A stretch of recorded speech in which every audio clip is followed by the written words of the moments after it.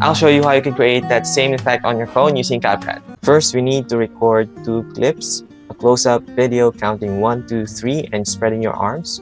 Next is a shot from afar, recording at 0.6 or 0.5 but starting with a zoomed-in shot, then zooming out as you spread your arms. Lastly, download the audio from the G Drive link in the caption. Now we're ready, let's go to CapCut and create new project. Select the 2 videos we shot. Cut out the part at the start that we don't need. Then cut the end of that first clip to where your arms are stretched wide but still in the frame. Select the second clip. Cut the beginning up to where you're on the same position as the end of your first clip. Select the second clip again. Widen the timeline and put the 2 keyframes next to each other at the start. Unselect your clip and tap on that white mark in between of your 2 clips to add a transition. Look for mix and set duration to 0.1 second. Select the second clip and move to the first keyframe.